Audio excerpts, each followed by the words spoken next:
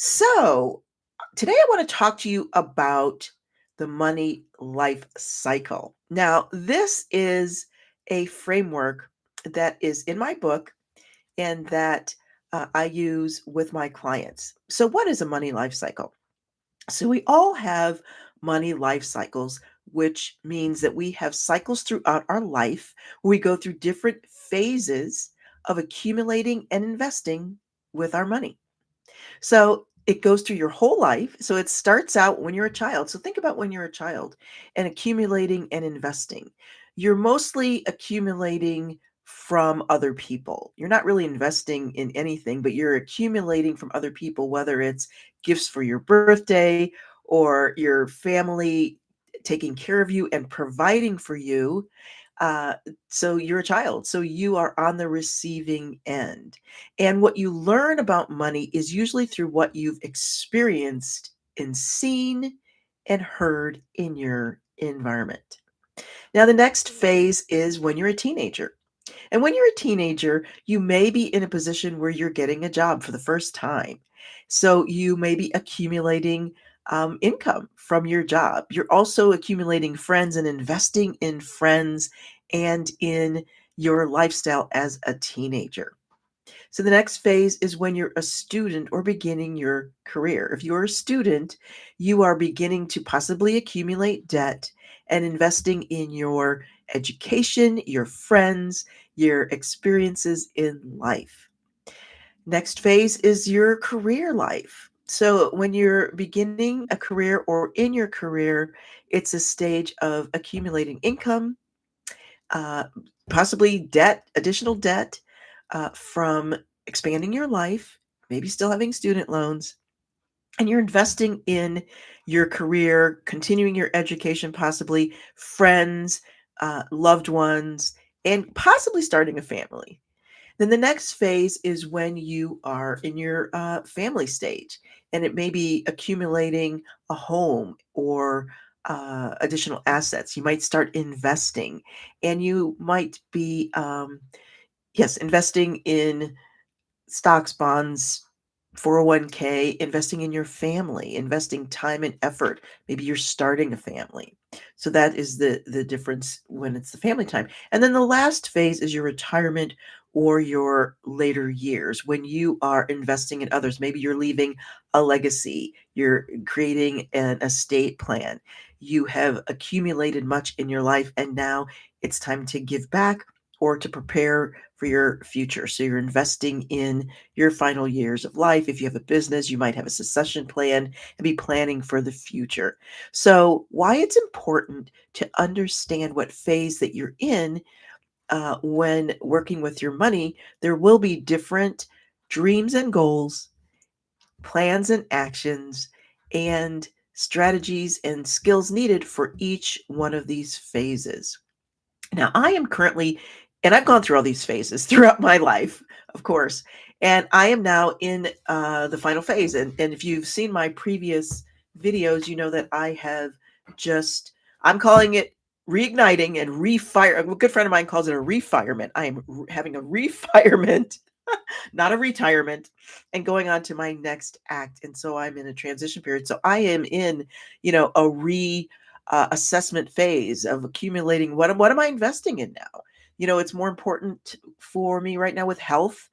I've invested, throughout my career. So it's health and time and spending time with people and doing what I love and building my business and working with clients. So it's a different phase, accumulating different things and investing in different things. So I wanted to share with you briefly that through this transition that I'm taking, I am going to be sharing with you some of the resources that I'm using. And one of them I want to share with you. This first one is called a book called Finding Yourself in Transition. Now, okay, let me get this straight here. Doo-doo-doo.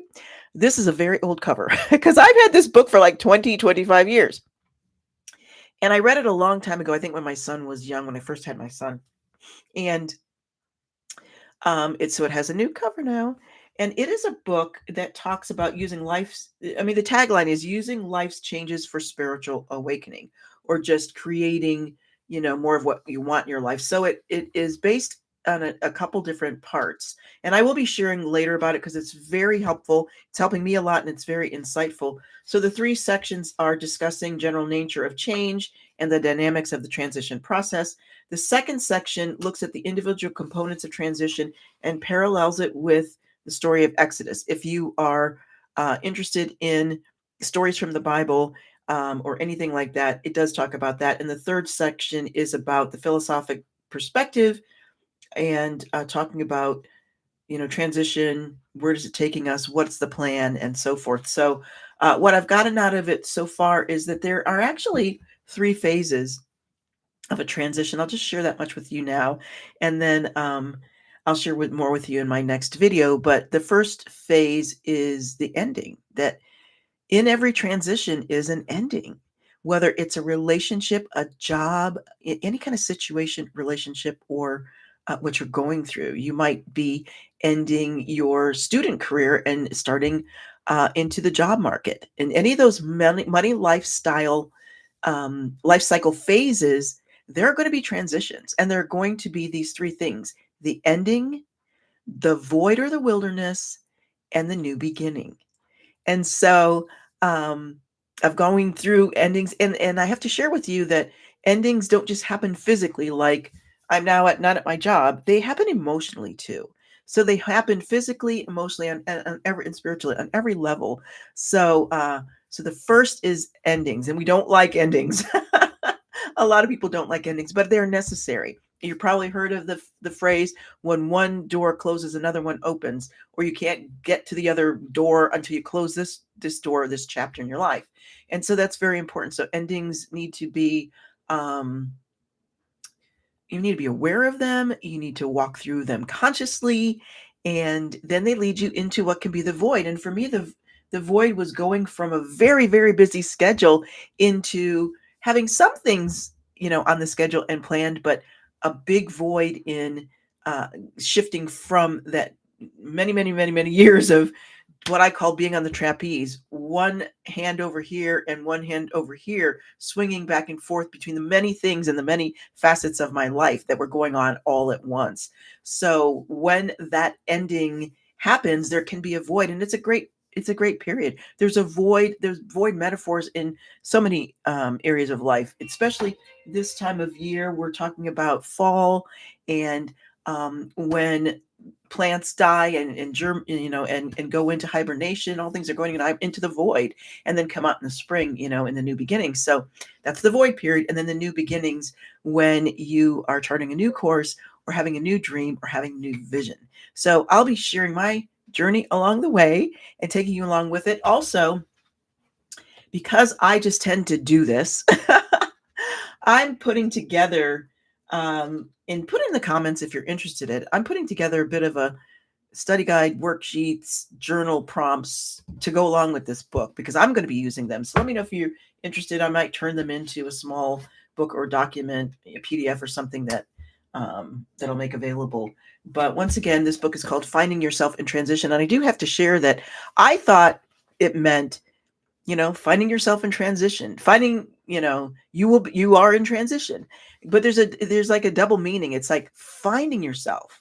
Like you can find yourself, you can find your true self, you can find your future self, you can find yourself while you're in the transition. I did not get that till this weekend. I thought it was just like, yes, I'm in transition. I'm finding myself in transition. I'm in transition, not I get to find myself while I'm in a transition. So that's what I'll be sharing for you in some upcoming videos, along with some continued topics about different money topics. As time goes on, I'll be sharing some holiday tips on spending in the near future, and just looking forward to January as Financial Wellness Month. We'll be talking about money and mindset and all things financial peace. All right. Talk to you soon.